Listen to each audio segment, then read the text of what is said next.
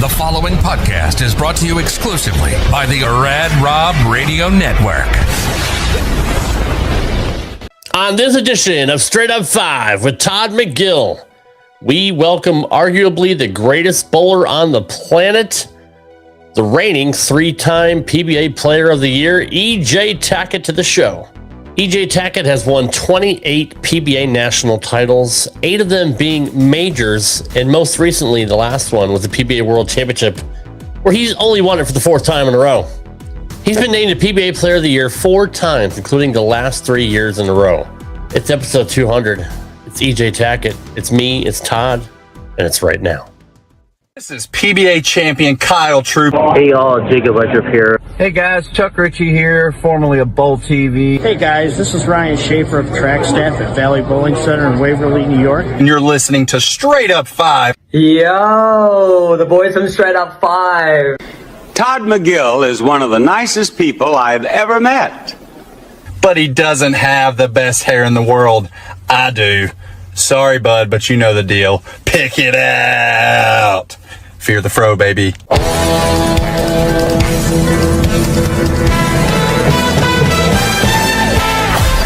Welcome to Straight Up 5 with Todd McGill. A hard-hitting, cutting-edge look into the world of bowling. This podcast will not only feature bowling, but we'll give you a raw look into real-life issues. We've had the biggest and brightest stars from the past, future, and present on this show, as we strive to bring you the best the sport of bowling has to offer.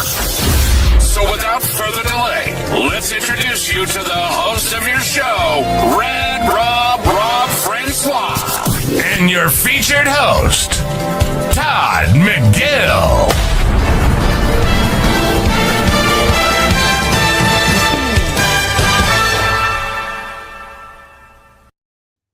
Hey guys, welcome back to Straight Up 5 with Todd McGill. I am your happy host, Rad Rob Francois. This is a milestone episode. It is number 200. We are finally here. And we have, again, arguably the greatest bowler in the world, EJ Tackett, coming on the show. But before we bring him and Todd in, let's see who's here in the chat. We got Alex Bermudez from behind the drill press in Modesto, California. What's going on, brother? Scott Shear's in the house. What's going on? Almost on time tonight.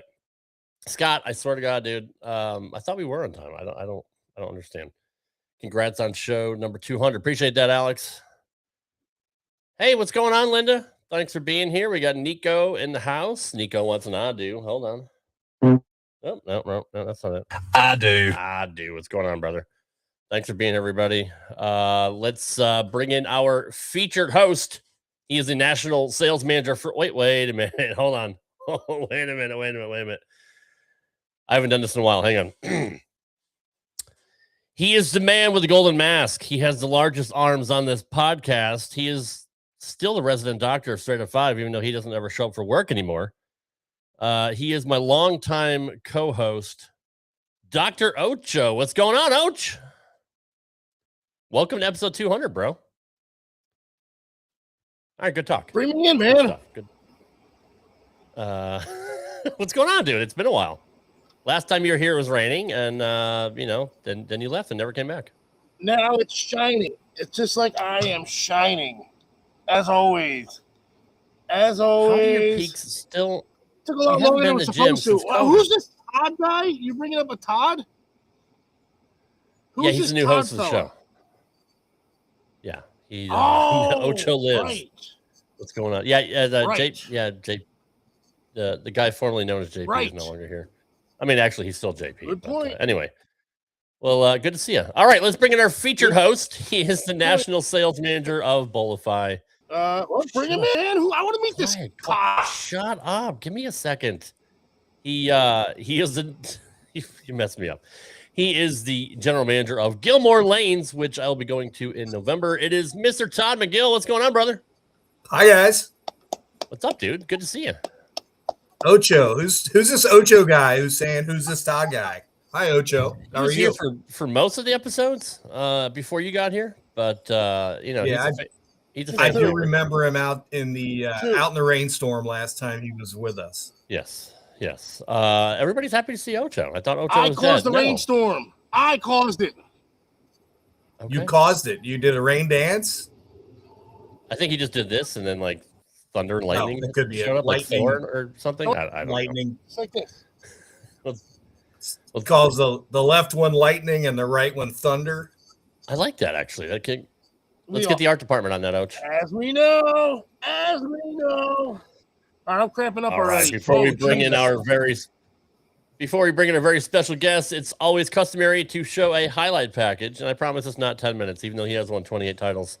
Let's take the whole show. Let's take a look at the highlights from the incomparable EJ Tackett.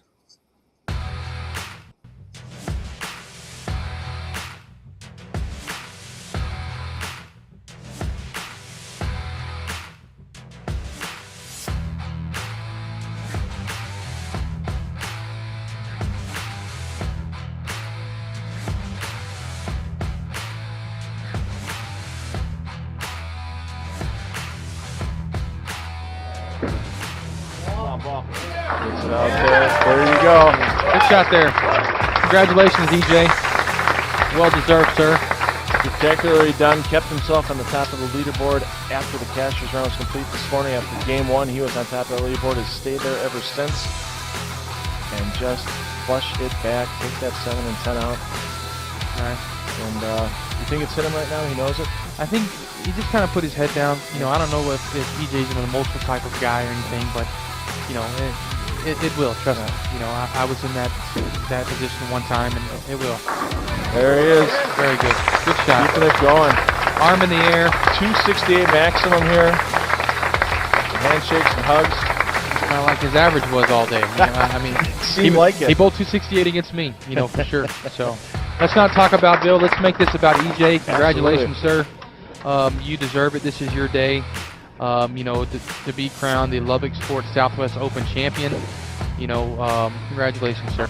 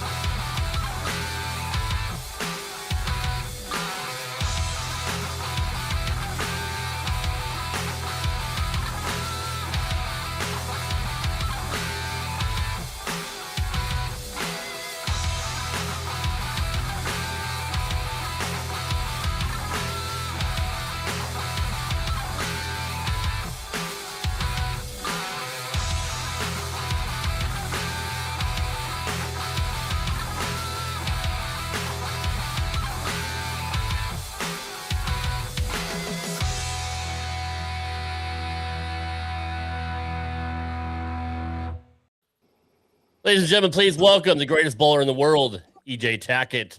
EJ, thanks for being here, brother. Appreciate you, man. Glad to be here, guys. Well, it's good to have you on. I know you don't do many shows, so we definitely appreciate you, especially broadcasting from your truck because you're on location right now at an undisclosed location. But no, man, we appreciate you being here. So it's good to see you, and congrats on winning your 4th World Championship.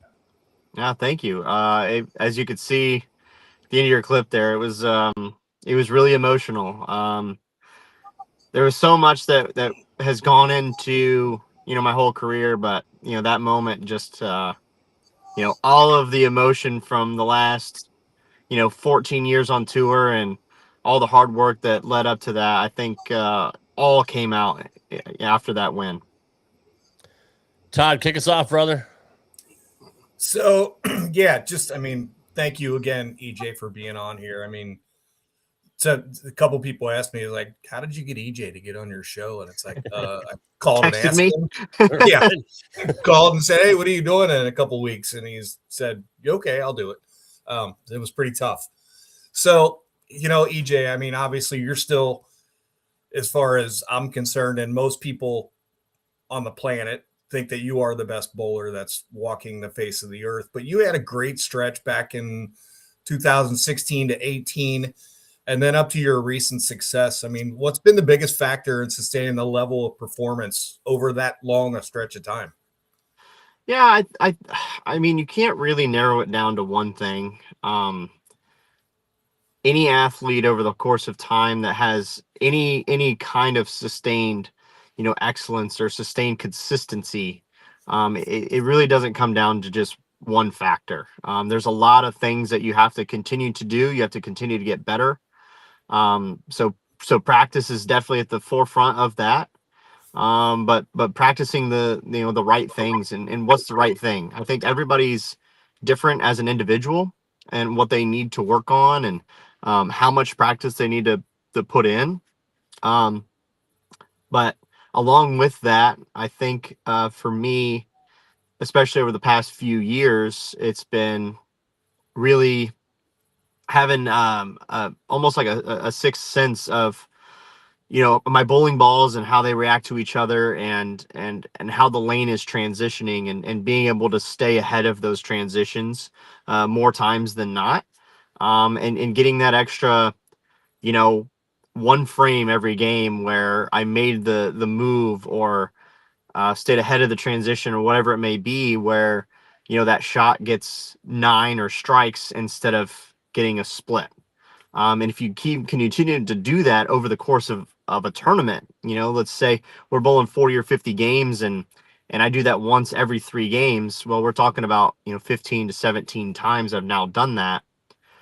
Well, if I get a spare over a split, that's 10 more pins. If I strike over a split, that's 20 or 30 more pins. So, it adds up really fast when you're able to just make some moves and not give up pins.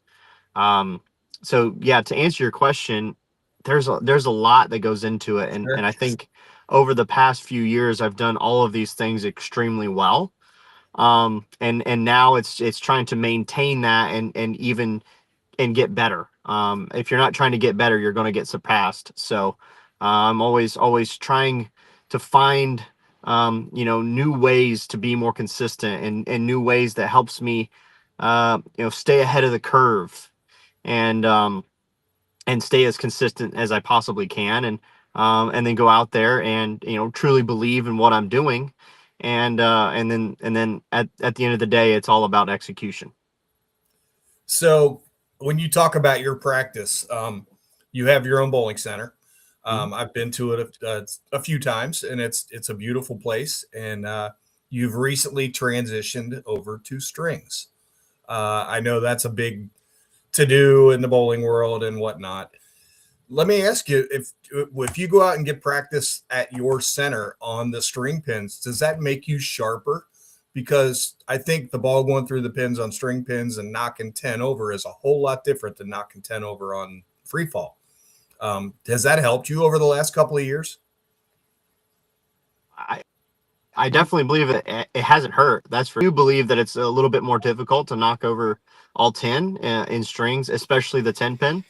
And it's extremely important to understand ball motion and entry angles and all of the things that go along with that. And I think having the strings in the bowling center and practicing them all the time and bowling league has made me a little bit more aware of those types of things of where my ball's hooking on the lane and how it's going through the pins. So it definitely hasn't hurt. And maybe it did make me a lot sharper with that skill. I think it certainly did. I always tell everybody that the way the ball reacts when it's hitting the pins on strings, it almost kind of takes you back to like plastic urethane days where you really had to understand how to get your ball to go through the pins. And in those time frames, I think there was a lot of people that were really accurate, but not everybody knew about entry angles and stuff like that. It wasn't as widespread of knowledge then, I don't believe. And the guys that understood it a little bit better and understood how to get their ball to go through the pins to strike are the ones that were really the best players in the world in that time frame. And I think in 2026, this is about as close of a simulation to that time period, with still using modern technology and bowling balls. So it's great. It's just a different facet of the game, and it's something that you when you do bowl them, you have to learn. It's a different skill, and I do really enjoy bowling on them and testing my skills and making them sharper and better. I mean, it's the wave of the future. I mean, let's face it, it's going to keep a lot of bowling centers afloat once it's all said and done. And I mean, the times I was there and saw them, and I know somebody has brought up on the show, it might have been you, Rob, and how quiet they are. It's just a different sound. But I was pleasantly surprised by watching the pinfall and watching, how they worked. And you guys let me go in the back and take a look at them. It was pretty cool. If I was a person that was to buy a bowling center, which is not a thing, you have to have money for that. But I would certainly look heavily into doing that as one of the first things I did. And I think it just makes sense anymore. If you're making changes, if you have to jump into a center or might need new machinery or whatnot. I mean, if you don't look in that direction, I think you're missing the boat, quite honestly. You're missing the wave of what's coming towards us. So enough about string pins. We'll get everybody in an uproar. But, right? We don't need league bowlers getting mad. Yeah, league bowlers getting mad. Yeah, you know what? I will ask one more thing about that. How are your league bowlers? And I mean, they're a couple years in on it, so. Yeah, for the most part, I said this kind of from the beginning that, there are people that aren't a fan. You're never going to please everybody, but no matter what you do, you make any renovation to a bowling center, there's going to be somebody complain about it, no matter how good it is. It could be the wrong color paint. Exactly. So, this is one of those things. Obviously, it's a little bit more, important of an upgrade because it's something that can affect every single person that's out there, bowling. But I think for the most part, the league base that I have is mostly just happy that I was investing into the bowling center and in our community and trying to, maintain a place and make a place even better for people to come and get away from the real world, even if that is on strings. So I think my case might be a little bit different than a lot of people's cases, and I'm fortunate for that. But before we even put them in, I went to all the league bowlers, all the leagues, and asked. I said, "Hey, this is something we're thinking about doing. What's your opinions, good, bad, or indifferent? I want to know, because if my whole league base would have come to me and said, we're all going to quit if you put these in, obviously now I have to rethink what I'm going to do, because if I let my league base and I have no bowling center." So, I moved forward with them. Obviously there was some people that I don't like them, but they, they still bowl league there. So, and we're a couple years in, and our league base has pretty much sustained itself since we've taken over and put the strings in. So it's there hasn't been anything substantial. It's normal league, like, okay, this team is leaving and that team's leaving, but this team's coming in and there's two other people coming. It's like that. back and forth. So, but Yeah, the level of league bowlers that we've had has been pretty consistent over the last couple of years. Yeah, strings or not strings, that's pretty much the norm when it comes to this time of year. You're right in the middle of the summer. You have to start thinking of fall leagues, and yeah, who's not coming back, who's replacing, who's merging a team, all the fun stuff of working at a bowling alley. Todd gets all that. Yeah.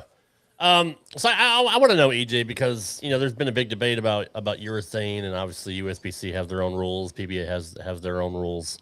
But you're a guy who typically, when everybody else is in urethane, you're still in resin. What's your philosophy on that? Why do you throw resin? 99% more than most bowlers nowadays, at least this year.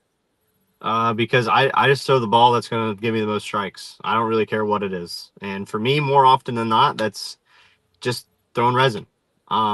There's been plenty of times, and I've won titles. I've won at least once throwing urethane. Mm-hmm. I can remember back, and I'll get back to the answer of that, but I think it was like 2018 or something. I think we were in Chicago, maybe 19, something, one of those years. And we're at where Sean Rash bowls out of. I think it's called Park Lanes, if I remember correctly. Anyway, the AC had messed up while we were there, and it was in the middle of like June or July, and it was hot. Which ACs never mess up in the bowling center in the middle of July. It seems to always happen the hottest part of the year. Yeah. And we're in there bowling a PBA Tour event, but I know the owners of that bowling center, and they're absolutely great people, and they did everything they possibly could to get that AC working. And it just wasn't possible while we were there, but that's just the way that it goes. But anyway, I ended up like having to wear a shoe sock because it was so humid inside the bowling center, because it was humid outside. And I'm like, you know what? The lanes are hard. Everybody like can't stand up. I'm like, I'm just gonna put shoe sock on, and I'm just gonna throw urethane at the 3-pin. Well, I ended up working. I ended up winning the tournament. But the moral of that story is I do throw urethane. A lot of times it's for maybe the first or second game on those shorter, flatter patterns, or short patterns in general, or for bowling on a pattern that maybe is a little bit more difficult. And just trying to say, okay, this is kind of a safe option, and I'm just trying to bowl, 215. And if I can bowl anything over 200, I'm going to be happy. And I'm just trying to avoid, all the big designs, and trying to avoid bowling 162 to start a tournament. And then once the oil gets pushed down the lane, then I'm able to get into reactive again. But I just, like I said, for me, I just prefer to throw the ball that's going to get me more strikes. And like I said, more often than not, that's just reactive resin over urethane. And it's not saying that, nobody should throw urethane and all this stuff. Like, I don't believe in that. But I just throw whatever strikes. And then that's the object of the game is to try to knock down the pins as fast as possible and throw as many strikes as possible. And however you have to do that, that's how you have to do it. And for me, that's just throwing resin. I just didn't know if it was like a particular shape you like, because a lot of bowlers out there like to see a certain have a certain look, and they But I've honestly never heard that answer. I throw the ball that's going to give me the most strikes. I mean, I love that. That's and you do simple. You throw a lot of strikes. Simple, that's right. You do throw a lot of strikes, except for. Well, no, I mean it's fair. You do throw a lot of strikes, except for that one gutter ball you had on Sunday. Which one? There was two of them. Did you even watch the show? I did. I only remember one though. Did you actually have two? I did. I threw another one in the 9th frame. Oh shit! I must have fast forwarded. I honestly only saw. Yeah, you're like, oh, he lost. I'm gonna go to the next match. Pretty much. Time for a quick fridge break, and I'll be back for the next game. Yeah, I mean, I pretty much did. Once TJ was out, I'm like, all right, I'm just not interested anymore. No, I just bowled bad. That's the way it goes sometimes. I am fighting a little bit of tendonitis right now too. That's not an excuse, but it's the way it goes. But I did not perform well. I was in. I was gonna say, yeah. I mean, you half the show this year. Half. You're short. I mean, like you literally were on like more than weight. Like, no, you were on like I appreciate it. 7/8 of the shows. I think I was on 10. I think I saw someone post that the other day. You missed That I was on 2 10 or this 3, year. right?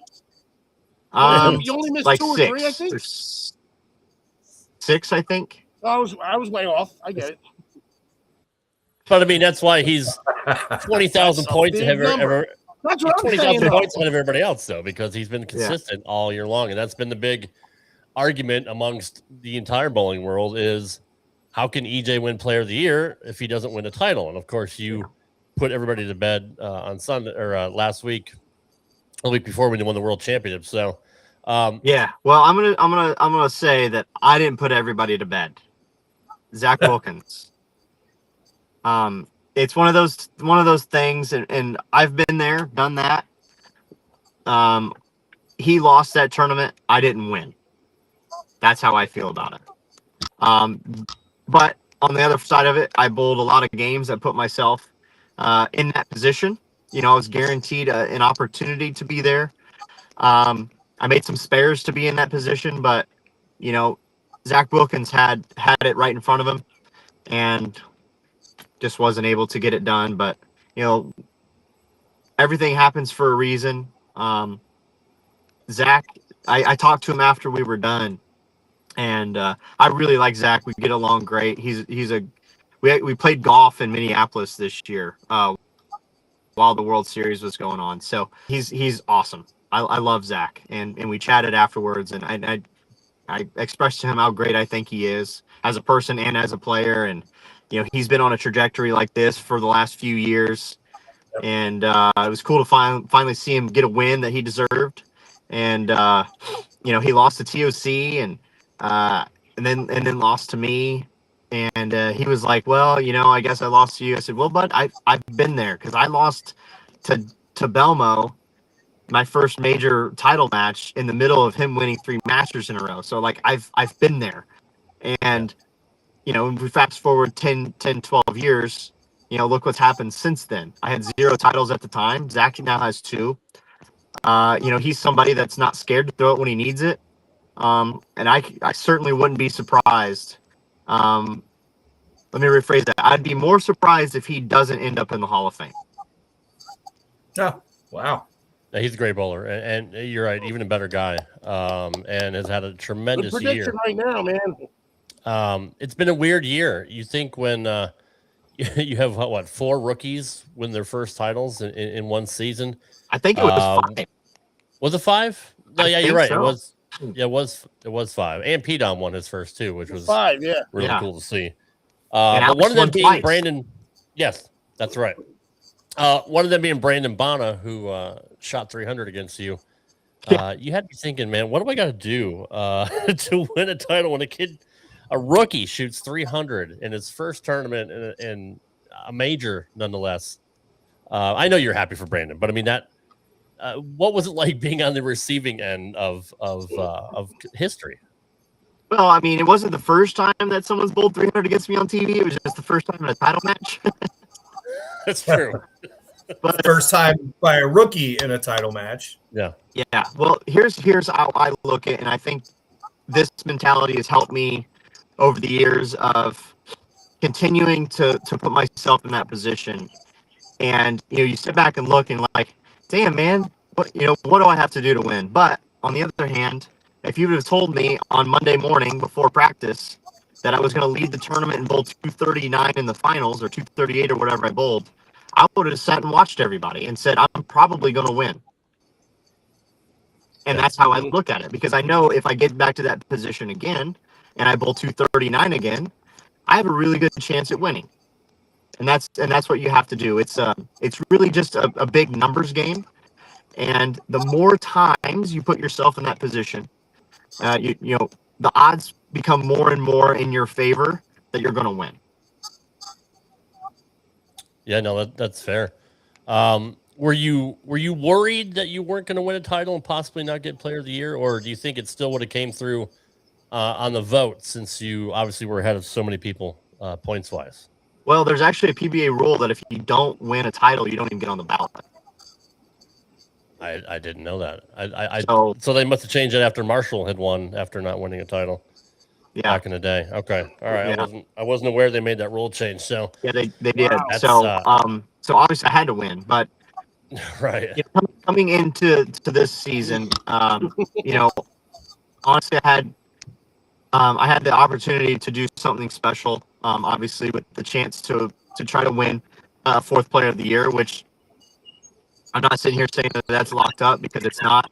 I've only done everything that I can do, and now it's up to my peers and the players and the media. They get to vote for it. That it's up to them at this point whether I actually end up winning player of the year.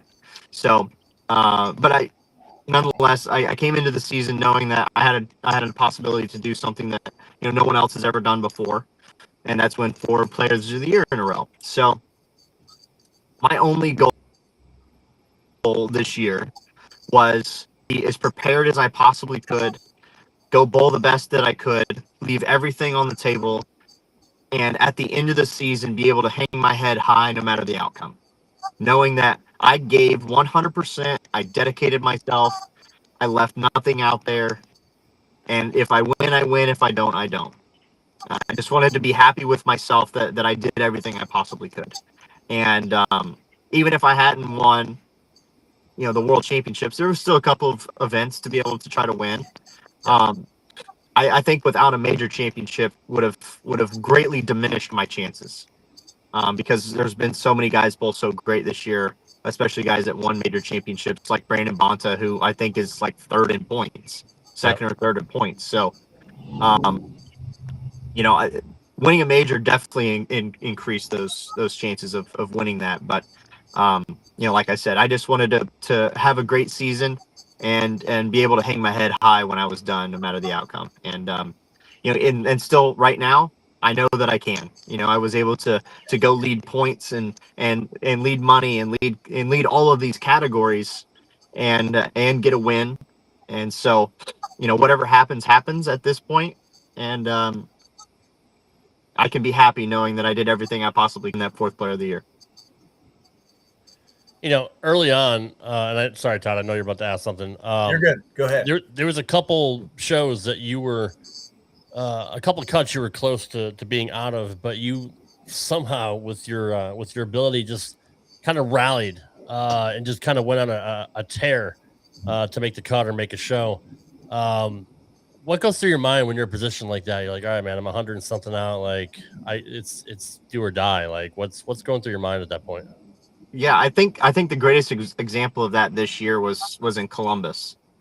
I was a bunch out with a couple games to go to the show, and it's odd how it all transpired and how it happened. I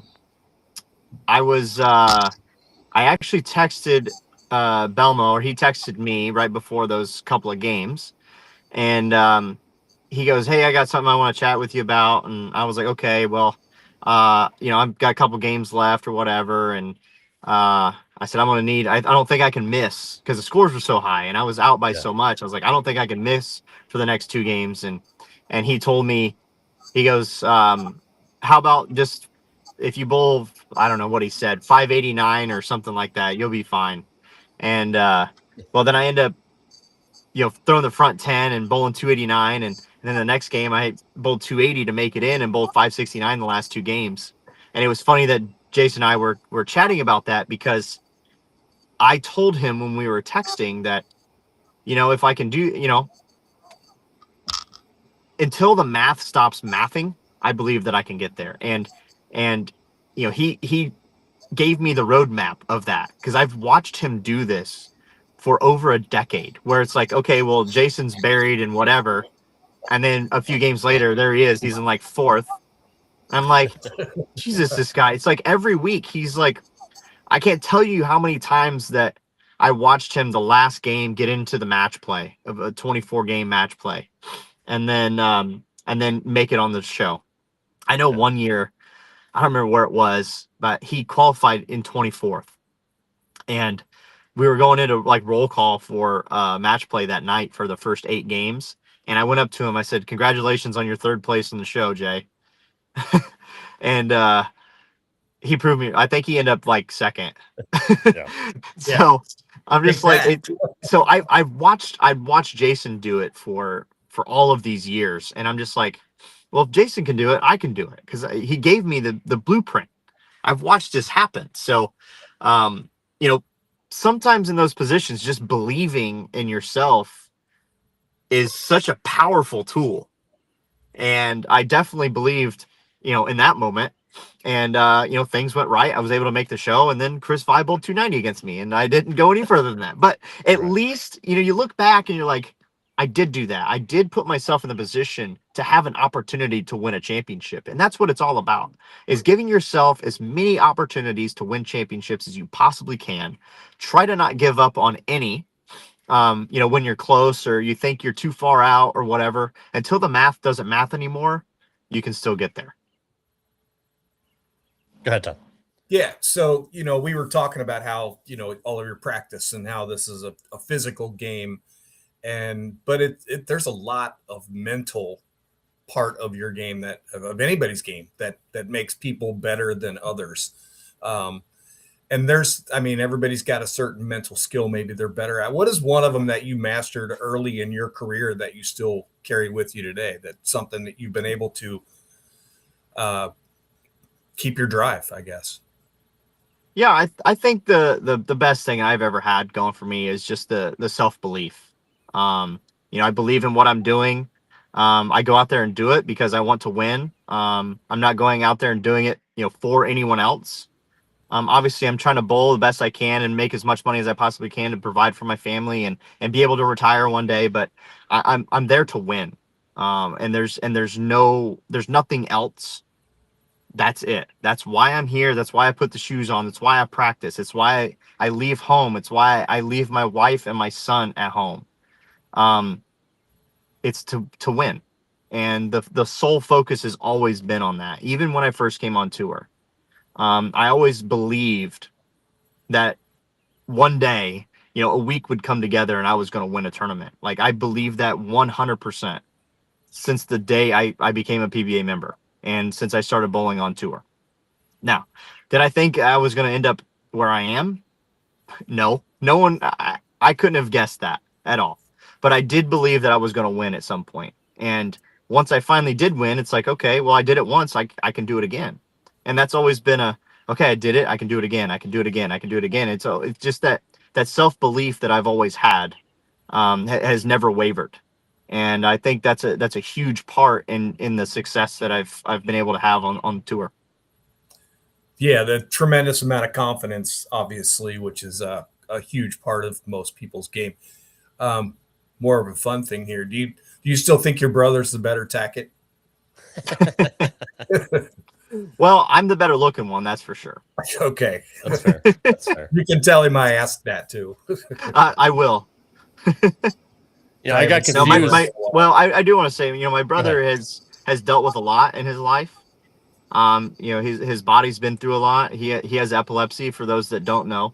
So he's he fights with that. And last year at the World Series, he missed the entire World Series because of kidney stones. And he gets kidney stones because of the medication that he's on. It's a side effect. Yeah. So he missed the Mike Albee event. He missed the whole World Series. He bowled the Masters with a stent in his bladder. And then he had to miss the Players. Whoa.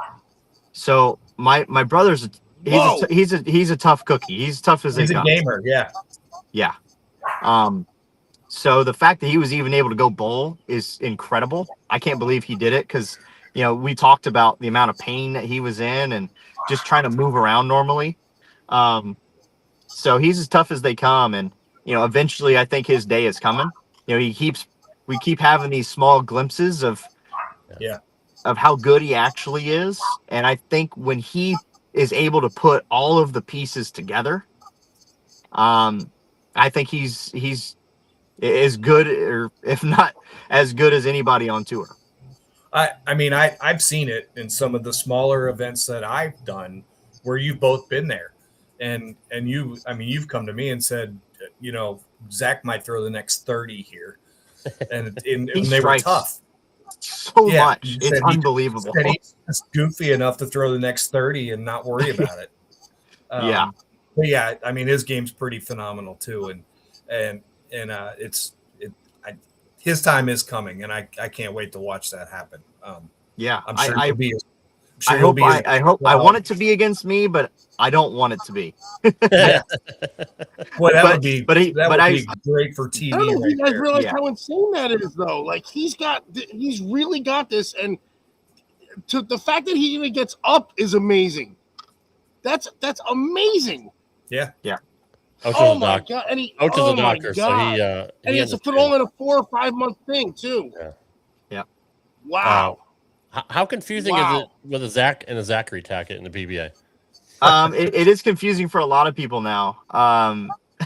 Because people are like, "Oh, your brother made the show," and I'm like, "No, that's the other Zach Tackett. That one's from Virginia." Yeah, I thought that as well. I was like, "Hey, EJ's," and then Todd was like, "No, that's the wrong one." I'm like, "Oh, crap!" Zach did just miss a show. He barely missed the show at the World Series.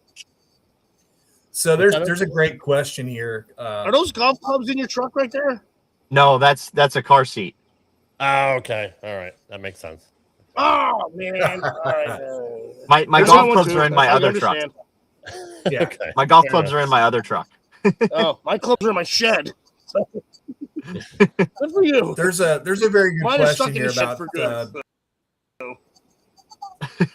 what did EJ? What did you think of the Board to Bowl series, and particularly the Kyle Troop's admitted jealousy of EJ's success? I do. There it is. No, I think Born to Bowl was great for the sport.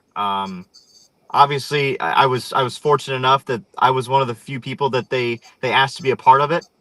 But as far as for the sport, it was huge. It got us in front of new audiences and new people that maybe didn't even know that professional bowling existed. I've actually been several places in the last couple of months that people would recognize me, and they never mentioned the PBA. They're like, you're in the HBL thing, right? And I'm like, this is awesome, because that's exactly what we were trying to do. Yes. Is reach new people, and I think it has worked. Obviously, people are like, what is HBO? I was actually asked this today. I was doing a photo shoot, and a guy that I know, and he goes, what has HBO done for you and for bowling?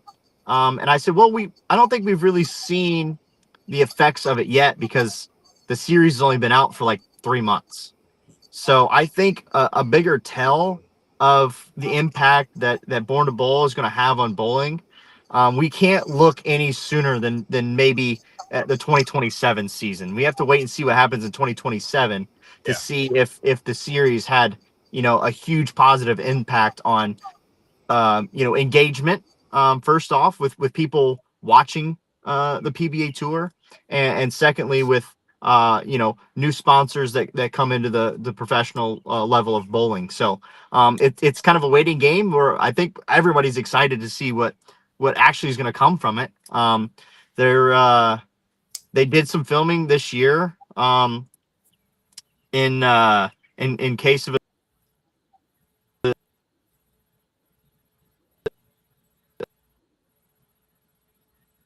a second season. There hasn't been an announcement. We went through it again this year on tour. So, but overall, it was awesome. The guys were amazing. Obviously, Ben Stiller is the big head honcho behind it, and with him in New York when we went for the premiere, and Ben was an awesome guy. I told this to someone the other day. The thing that really about Ben Stiller was had an opportunity to stand there and have a 10 or 15 minute chat with him, and during this chat, he never broke focus. It was like blinders to Natalie and I and no one else, and the room was full of people. His engagement with us in our conversation was really something to be admired. And I was kind of shocked. But it was really cool to see, and we had a great conversation. He seems like a pretty normal guy, even though he's a super famous actor. It meet him, and I was already a big Ben Stiller fan from his movies, and I'm even a bigger one now because of the person that he presented to us. I think I read and heard somewhere that Ben Stiller said that you were a pretty normal guy, even though you're this big famous bowler. That's true.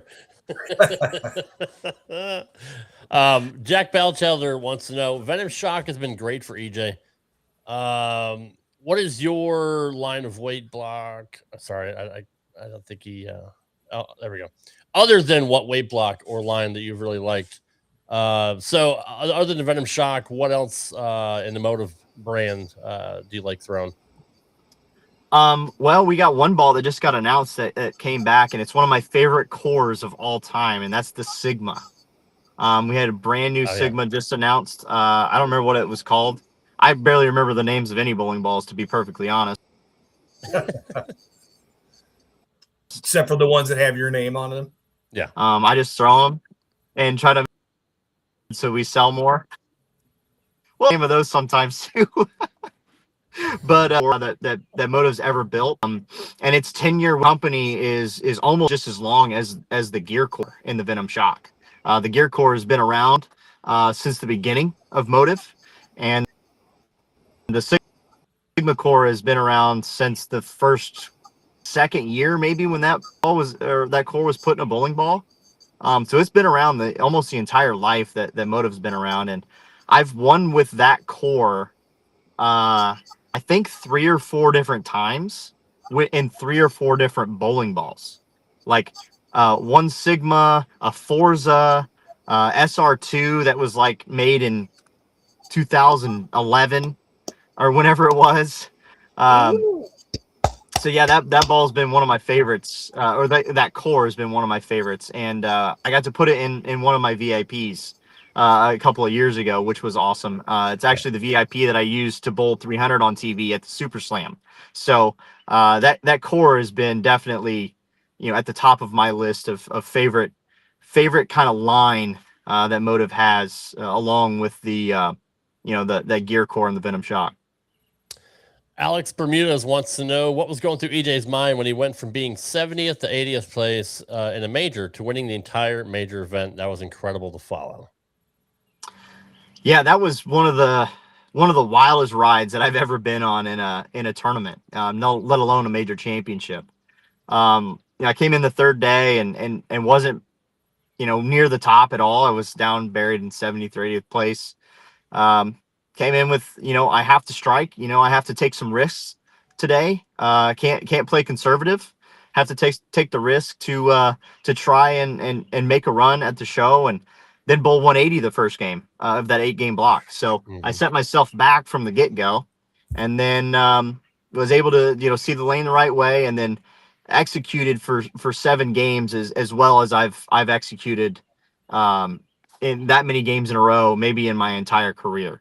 It was pretty incredible, and was able to squeak in. And again, I'll go back to the Belmo thing when I said that he's given me the roadmap. Well, I think I qualified 22nd, maybe 21st or 22nd, and after I made it in, I was sitting with Jerry Panksa from Jopo, and I told him, I think it was before, I said, if I make it in, I'm gonna qualify 3rd. And then we got in the match play, and my ball matched up really well, and then I kept executing well and bowled great, and got done. And everybody's congratulating me, making the show, and Jerry comes up, and the first thing he says to me is, you lied. You lied to me. I said, why? He goes, you lied. I said, why? Because I qualified 2nd, not 3rd. My bad.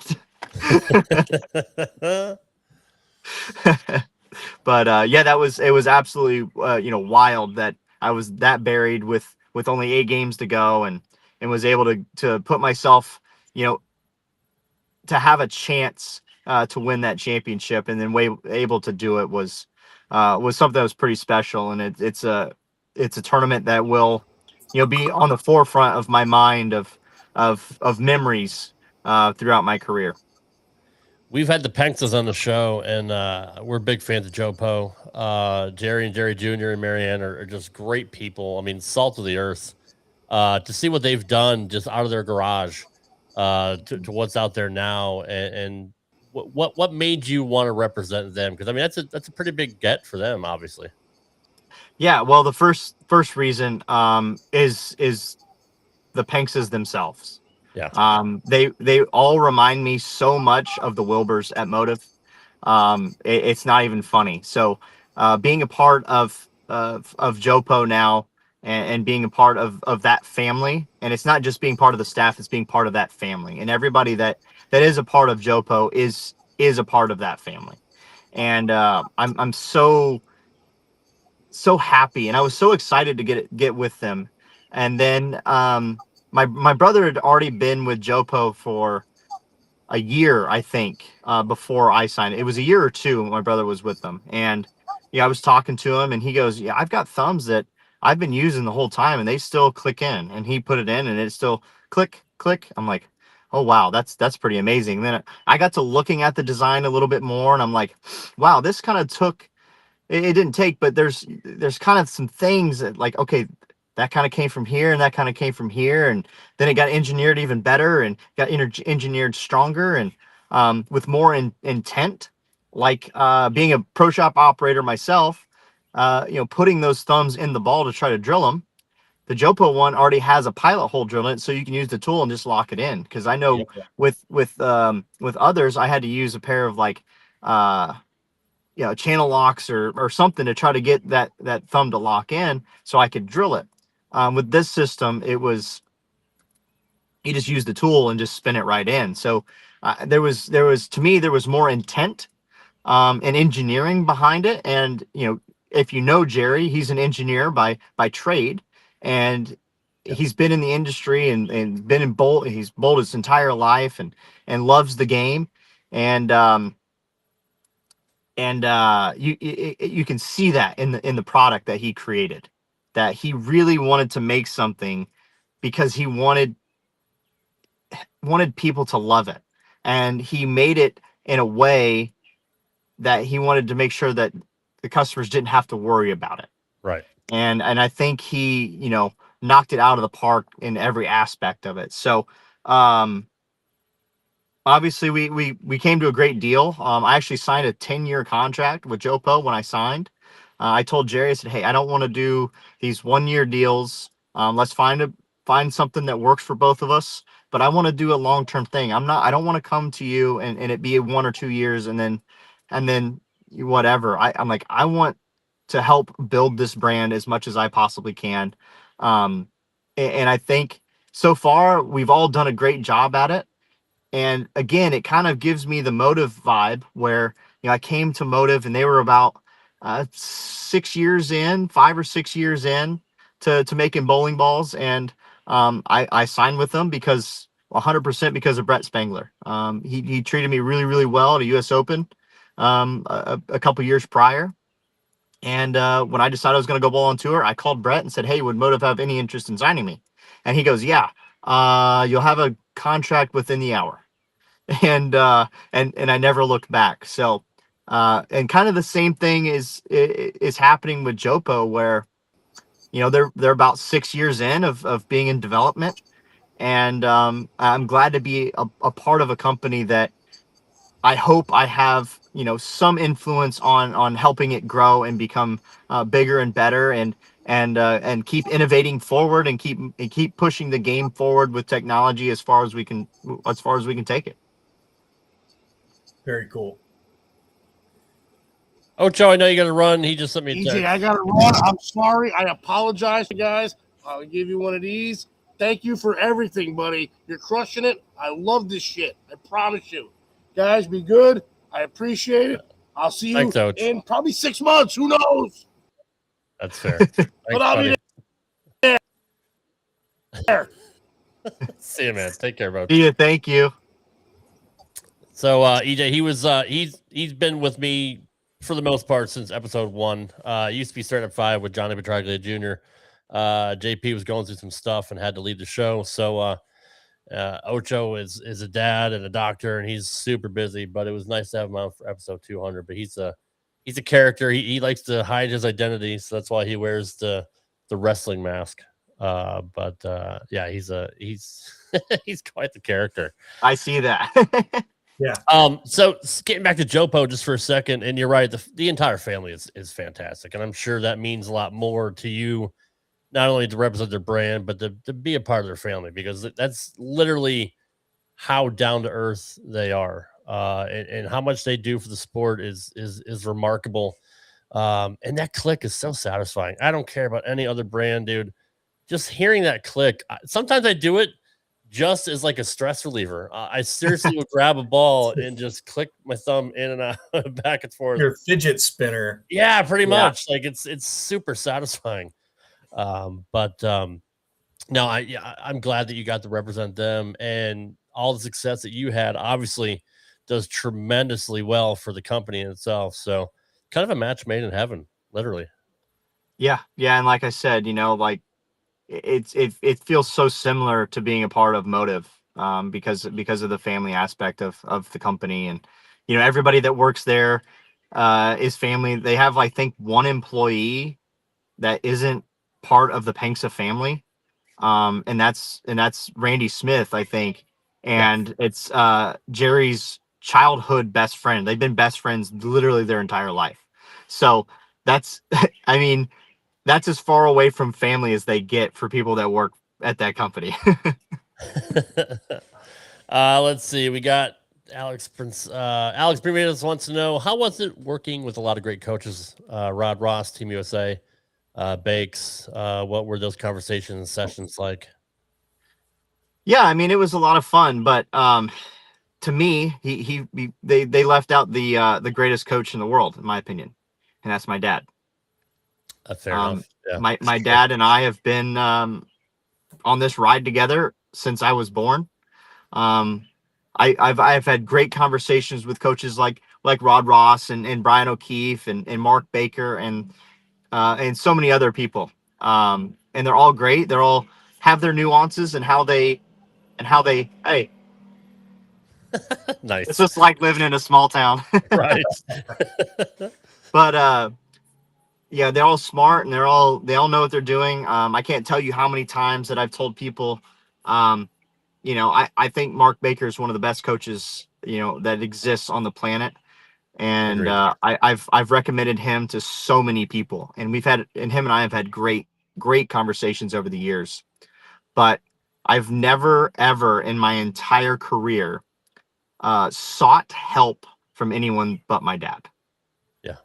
If something went awry or something just doesn't feel right, I call my dad and I go, I'll come home and be like, hey, Dad, can you come meet me for a practice session?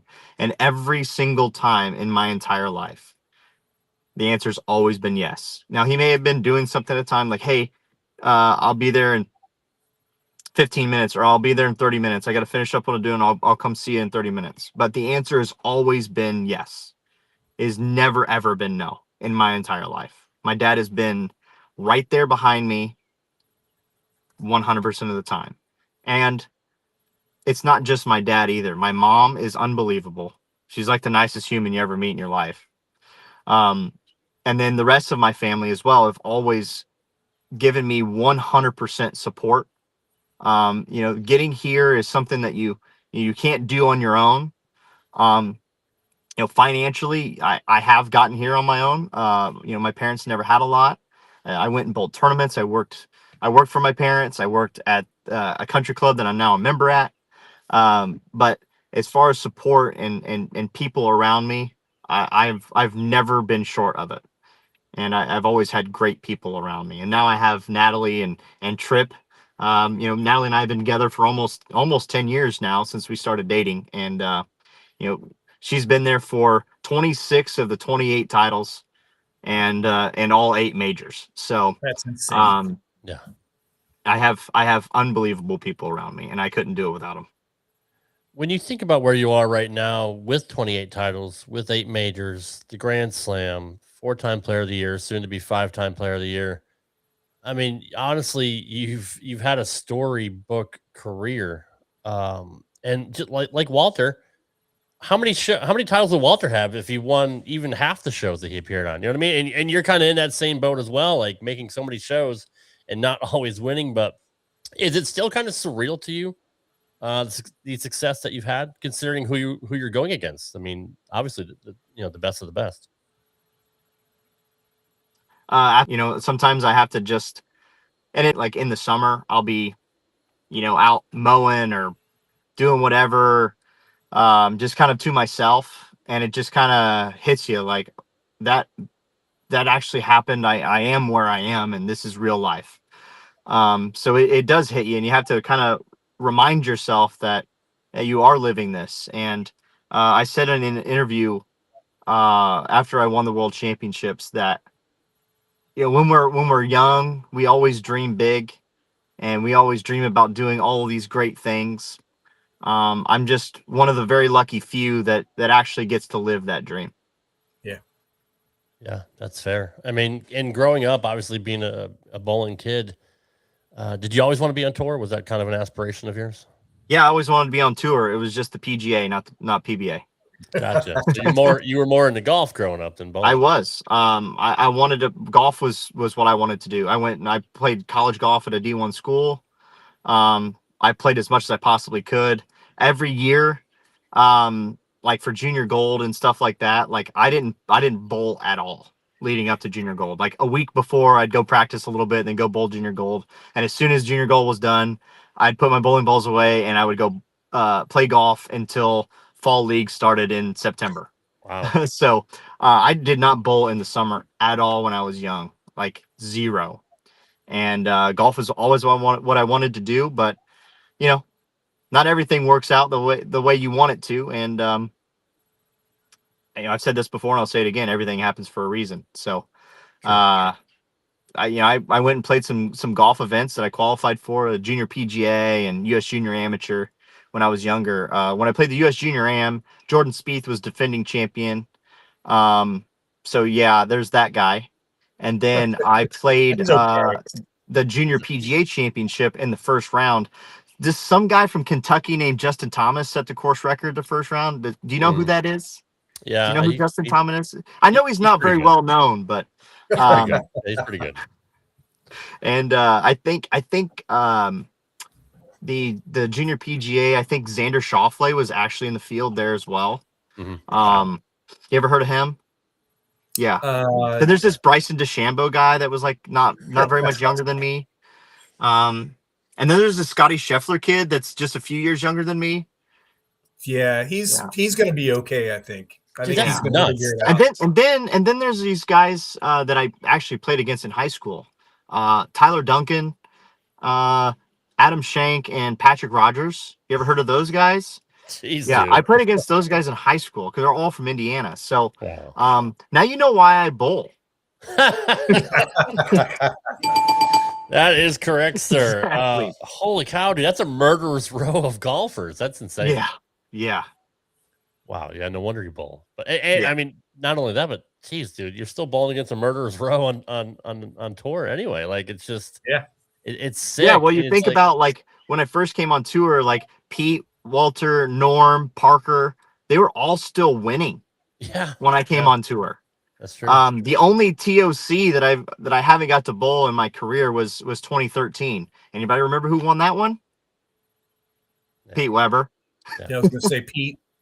Yeah, and then you have Belmo, and you had during this time too. You had guys like Ryan Simonelli and Rhino Page and Mike Fagan was still winning when I first came on tour. He was still bowling, obviously. Didn't bowl much longer after I was on tour, and then you had guys like Wes Malott, all these guys, Tommy Jones, Chris Barnes, and then all the new guys are coming. You got Graham Faw and Anthony Simonson and Belmo and all these guys. It's just been an endless thing of legendary people that I feel like I've played against in my entire career, and And then you had this great rookie class this year. So I feel like I'm starting the cycle all over again, but now as the old guy, because they keep calling me Unc, whatever that means. I guess that means I'm old, right? Because I don't understand the lingo anymore. Yes, sir. Yes, sir. All That's right. absolutely right. That's fantastic. That's kind of funny though. Like you're kind of the old guard now, and you see these young hotshots come in, and with no fear at all, no fear at all. Just watch the guys. Well, they don't have there and done that. You know, they've all won national Right. championships on TV. You know, they've got a leg up on a lot of people because they're like, oh, I've done this before. This is just like they're just bowling for themselves now and their Right. career and money rather than for a team, but they're still doing the same thing. So I knew this was going to happen a long time ago.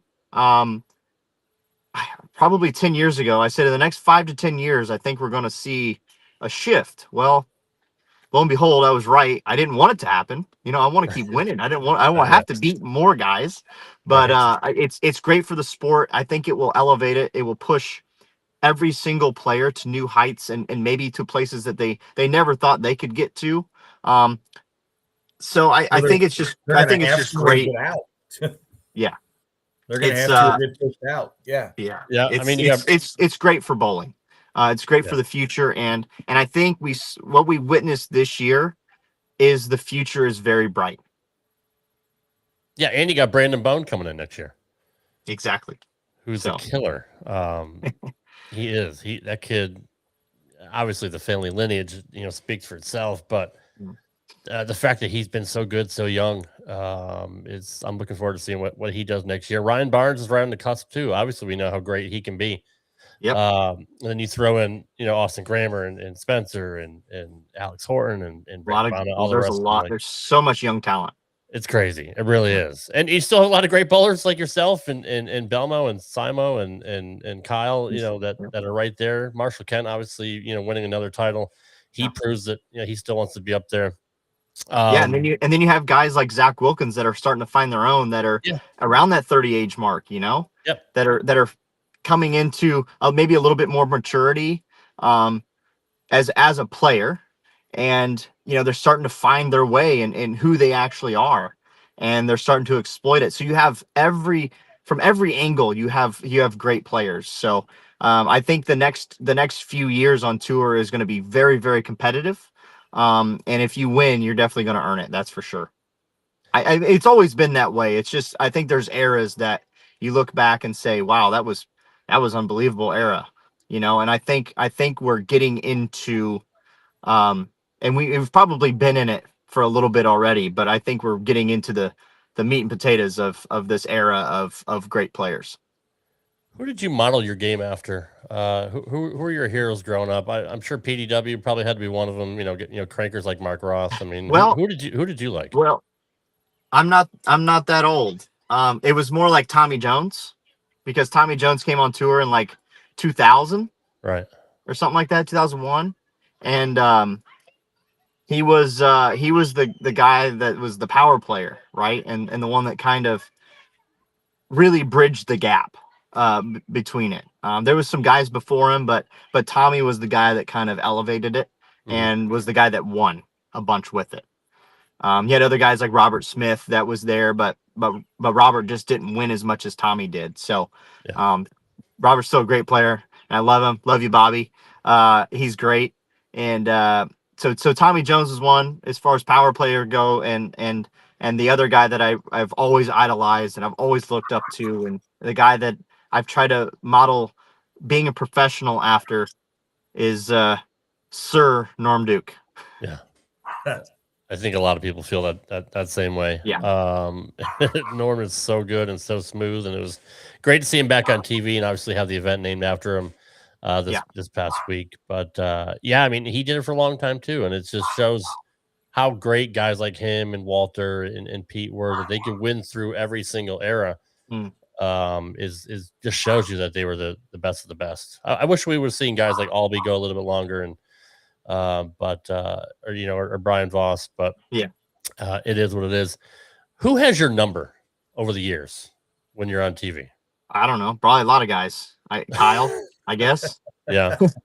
I mean, usually somebody has their nemesis, the one guy Yeah. that just can't beat consistently, and I'm sure you are. Well, that it's not for one guy for Belmont. me because I make so many shows. That's fair.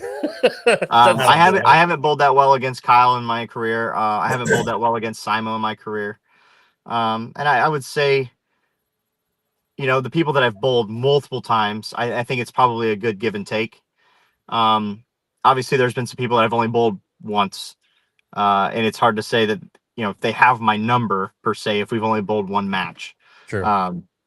But there's guys that I've bowled a bunch, Kyle and Simo, that I haven't fared that well against. I've won a couple, but I've lost probably more than I've won. The same with Belmo. I've now caught back up a little bit with him, but he still has a winning record over me. But there's some guys that I've bowled on TV that I've had a lot of success against too. So it goes both ways, and it's just the way that it goes. Well, we're at the hour and 10 mark. I know your phone's probably almost dead, so I do appreciate. Yeah, you being actually, here. a few minutes ago, I got it popped up that I had 10% left. So all right, fair enough. And there's more questions that we can't get into, but hopefully we have you on again when you have more time at some point, next year. But you got the Lucy coming up. Somebody wanted to know, are you bowling with Deandra again this year? I am. Awesome. So you guys are going to win that one. That's the plan. And then are you going to the Larson? I plan on going to Larson. Yes. Nice. So we got 2 more tournaments. Obviously, you're pretty much wrapped up player of the year. And congratulations again, even though it hasn't been decided. I mean, Tom Clark just saying your praises on Facebook. So yeah, it's pretty much a done deal. So I appreciate it, but I will never say that I've won it until I'm holding the trophy. Wow, so until all the voting happens, it's because it's not up to me at this point, right? True. It's up to my peers. It's up to that voting people that has to decide if what I did this year and what I was able to accomplish is worthy of a Player of the Year award. So I sit and wait. There's a lot of people that had a great year. There's a lot of people you can argue for that distinction. There's other people that have won multiple times this year. I've only got one win. So there's a lot of ways you can go with it. But like I said, it's up to them.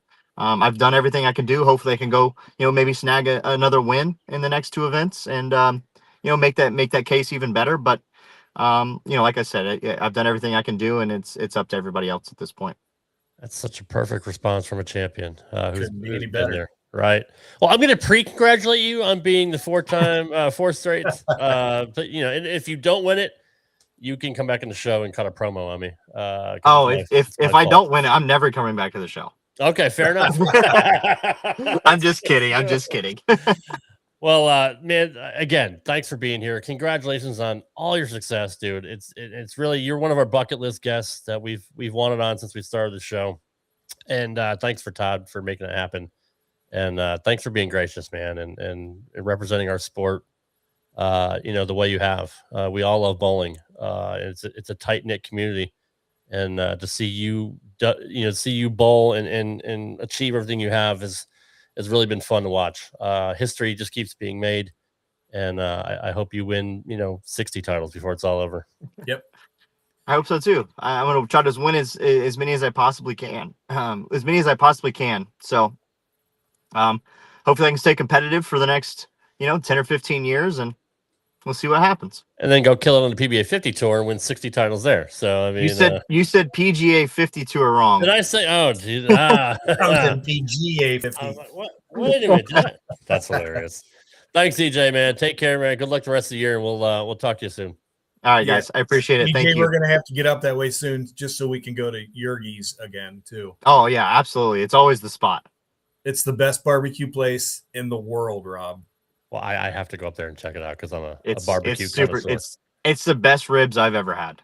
Really? Now I haven't been to those really famous places like in Texas and stuff, but of all the places that I've gone and had barbecue, the ribs at Yergis Barbecue in Bluffton is the best ones I've ever had.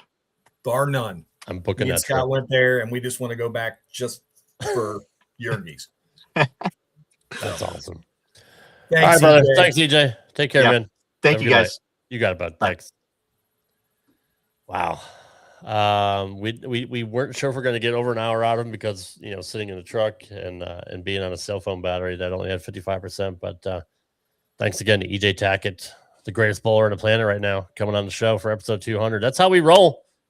We had Maximum Bob for 100, and we had Belmo for 101, and we had to get the guy for number 200.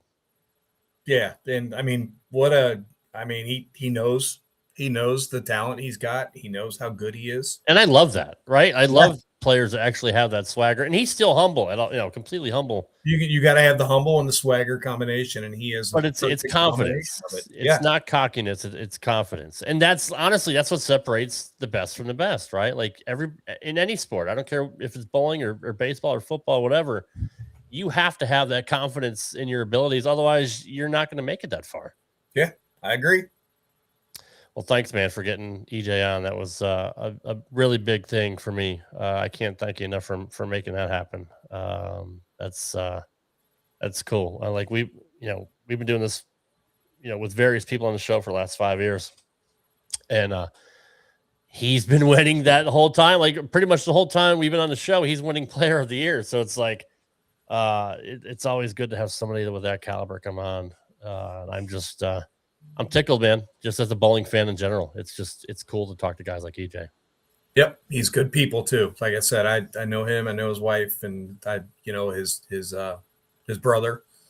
I probably know his brother even better than I knew EJ for the longest time, because his brother bowled a lot of my local stuff, the bigger stuff that was around town, and then all of a sudden EJ started poking around a little bit. Todd gets the next interview with EJ. Yeah, obviously I kind of hijacked it because No, it's all good. But I tried. I let you ask. You asked more questions on this show tonight than I ever do with Amanda on Reset and Rise. So I mean, there's that. Well, yeah, you gotta be able to talk some. So no, it would be kind of cool to see two proprietors kind of talk to each other and get into proprietor nerd stuff. We could probably talk for another hour plus just about the bowling business. I could learn stuff from him, and I bet he might even learn something from me. I don't know. Maybe you can teach him how to boost your leagues or some of his tournaments, because hashtag TMT tournaments is where it's all at. Where TMT it's all bowling. About. TMT bowling is there. It is. Yep. You put on some very, very good tournaments. One of those is in November with Kyle Troop. Yeah. Nice work. Thanks. It is. It's actually Kyle Troop's event. I just happened to be part of it for the third year in a row, and it is November 14th, Kingpin in Louisville, Kentucky. Louisville. There you go. And Lainey just got here. Hi, Lainey. And it's a 9-pin no tap fundraiser that Kyle started putting on several years ago. Almost, yeah. And we did. I think we pushed the 20,000 mark last year in money that we raised. Nice. And that literally everything we raised for this goes to help people have Christmas. Even make Christmas a little better, or like I said, if they maybe couldn't have Christmas for whatever reason, that's what Kyle and Bree do with that. And to be part of that with Kyle, it doesn't get any better. He's a first class individual as well as Bree, and I'm happy to call them friends, and more than happy to be part of this this production that's put on with it, because it's a monster. And we get 250 bowlers for this thing. That's awesome. We did last year. We will this year. And kind of look for me and Kyle to start kind of having a little banter back and forth on social media, because the Ohio folk are going to have more bowlers down in Louisville than Kentucky's going to have this year. I do. There it is. So that's something me and Kyle are going to start having some fun with. So, there it is. You got to say it just like that. All right, Scott, stop. Todd likes his barbecue, or Todd does like his barbecue, but Kyle likes barbecue as well. Oh yeah. We went to Jim and Nick's barbecue when he was here in Smyrna for the regional, and that boy can put down some food. He likes to eat. And he's in great shape too, but he needs calories because he works out so much. That's right. So, Rob, hopefully you enjoyed tonight's show as much as I did. Yes, sir. I hope everybody got to enjoy watching EJ tonight, and hopefully everybody realizes he's just like you and me and them and they. He just happens to throw a bowling ball better than anybody walking the planet right now. Again, 500, 600 rev rate and still throwing resin most of the time. It's disgusting what he can do with the bowling ball. Yeah. Whenever, wherever. Just like, somebody brought up and we talked about him being in 70th plus place and and then, just going into overdrive and making the show and in a major. Dude, guys don't do that. Most guys, when they're in 70th, 80th place, it's time to mail it in and get ready for next week. Exactly. And and I've seen it firsthand. That's what makes champions though, is things like that. That's right. And his story about the roadmap from Belmo. From Belmo, right? How cool is that? I never knew that. That was a cool little story that he shared. Like, hey, you just got to go 489 when you're out, you're good. Take that off. Yeah, shake it off, kid. But yeah, man, thanks again for making it happen. Really, really cool thing to have EJ Tackett on the show. And again, hopefully he wins, Player of the Year for the 4th year in a row, because that's never been done before. So I think it's a lock. Yeah, so. I think it is too. So got to remember the jerseys and T-shirts. Go to your link. You got your Bolify link for. There you go. There it is. Boom. Buy an official Straight Up 5 T-shirt or jersey from Bolify. Use the discount code RADROB at checkout. Go to bolify.com/substore/RADROB. Definitely help promote Bolify, help the show out. And, I don't just promote them because Todd has me on staff. They literally are the best jerseys in the business. And I've always thought that. So I wouldn't ever take any kind of endorsement unless I believed in the actual products themselves. And Bolify is the best. And it shows. All the tournaments I've gone to, seeing Team Bolify everywhere is so cool to see. I mean, 80% of the bowling alley in Smyrna, Tennessee for the PBA Regional were Bolify bowlers, whether on staff or not, or they just like the jersey. It's cool to see all those X's up and down the lanes. So we appreciate you and Bolify and everything you guys do for the sport as well. The pro shop at Smyrna Lanes is a very good customer, and they're a very proud Bolify customer. So check it out, bolify.com. We're still doing BOGO Plus, man. It's BOGO Plus. You can buy as many jerseys as you want, and the second one's free. You can buy 20 and 10 of them are going to be free. So that's really cool. Promotion is still going on. It can be shut off tomorrow. It could be shut off Friday. You never know. Get on there tonight. Bolify.com. Check it out.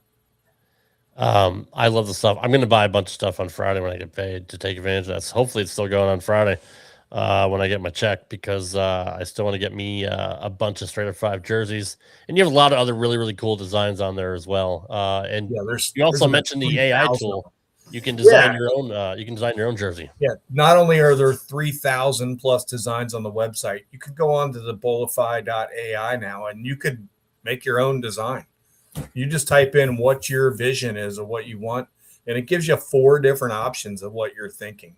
Some may be a little far-fetched, some may be right on. That's why there's 4 different designs, and you can choose one of them to continue to move forward with. Tweak it until it's right, and boom, there it is. We're doing $50 off on that right now too. Ooh, badass! I'm actually gonna do that. I want to make a Rad Rob jersey because because I love myself. I'm my own biggest fan. Nobody else is as big a fan of myself as I am. I do. Maybe Kyle. Kyle's a fan as well. But next week we have a very special guest. He was actually on Reset and Rise of the Unbreakable with Amanda Moore and myself a couple months ago, and he's got a fantastic story. Former alcoholic, Former, he actually went to prison for some shady deals, but has a really great story of redemption, and that's Derek Taylor. We can't wait to have him on next week. Maybe some teary eyes in the house next week, because his story is so remarkable, and he represents bowling as well. So looking forward to having him on. And then we have Graham Falk coming on next month, which I'm looking forward to. He's going to be here on the 15th of July. Yeah, so make sure you queue up the Canadian national anthem for that one. Yes, I got to see if I can find a horrible Canadian anthem video. I'm sure there's a bunch. I'm sure there's some out there. By the way, Canada Day, July 1st. You got big plans yet? Or July? Yeah. July 1st. I do have some Canadian heritage in the family, so I may be able to take that day off. Yeah. Happy holidays. Just sit back and tip back a couple of Molson Ices or Molson Goldens and and get it done. But no, I don't have any plans for Canada Day.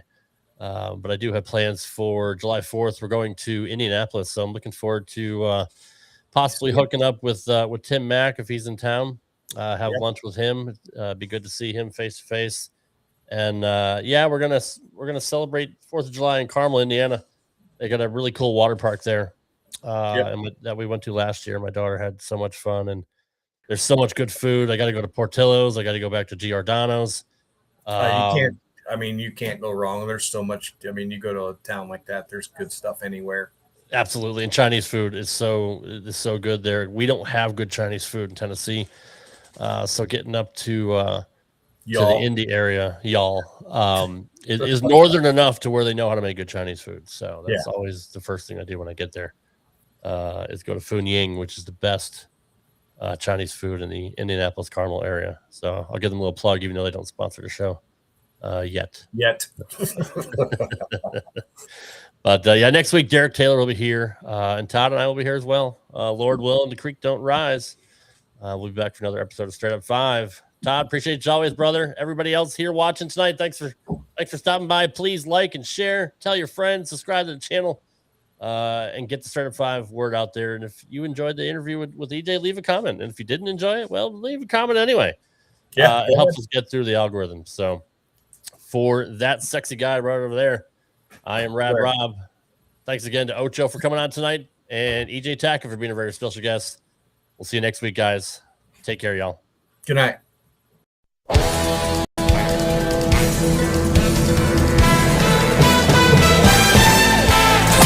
Thanks for watching Straight Up 5 with Todd McGill.